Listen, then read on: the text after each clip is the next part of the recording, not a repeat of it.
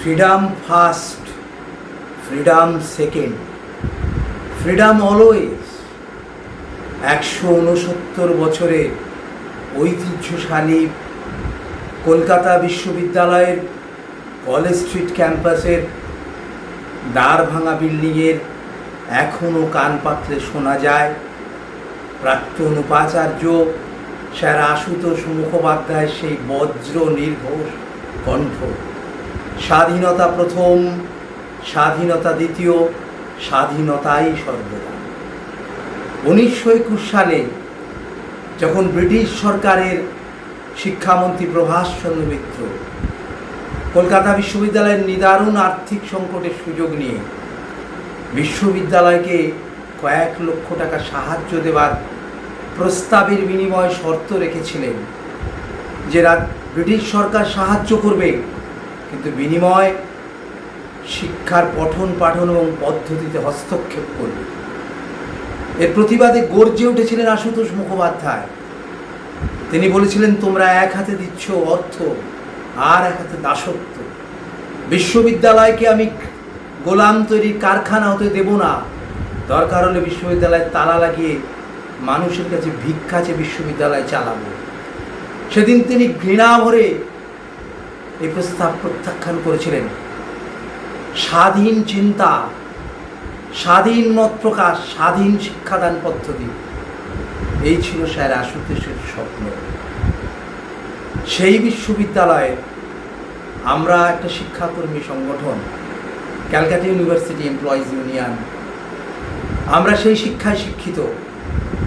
তাই যখন 19 তারিখে রাজ্য সরকার একটা কালা হুলিয়া পার করেছেন যে কর্মচারীদের মত প্রকাশ খর্ব করেছেন অধিকার, কর্মচারীরা সমালোচনা করতে পারবে না সরকারের, আমরা মনে করি যে সমালোচনা গণতন্ত্রকে বাঁচিয়ে রাখে, সমালোচনাই সরকারকে সমৃদ্ধ করে। সুতরাং আমরা ক্যালকাটা ইউনিভার্সিটি এমপ্লয়িজ ইউনিয়ন সরকারের সমালোচনা নিশ্চয়ইভাবে করব, গঠনমূলক সমালোচনা।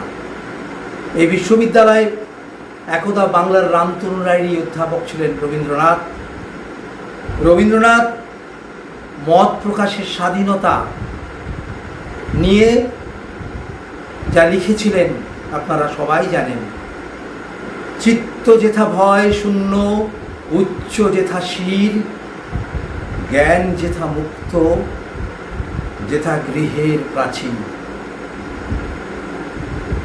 আমরা রবীন্দ্রনাথের পথেই চলব এবং ভারতবর্ষের সংবিধানের যে 19-1 ক ধারা, যেখানে প্রত্যেকটা নাগরিকের মত প্রকাশের অধিকার হচ্ছে মৌলিক অধিকার, সরকার তাকে খর্ব করতে পারে না। আমাদের এই বিশ্ববিদ্যালয়ে ছাত্র ছিলেন নেতাজি সুভাষচন্দ্র। তিনি বলেছিলেন যে কখনো ভুলে যাবেন না যে অন্যায় ও মিথ্যার সঙ্গে আপোষ করার চেয়ে জঘন্য কোনো অপরাধ নেই।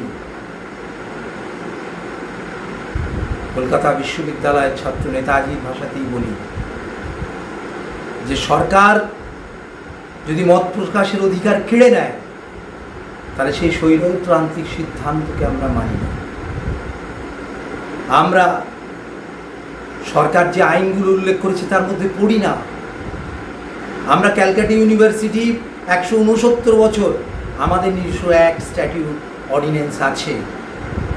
সুতরাং আমরা মত প্রকাশের অধিকার খর্ব করার বিরুদ্ধে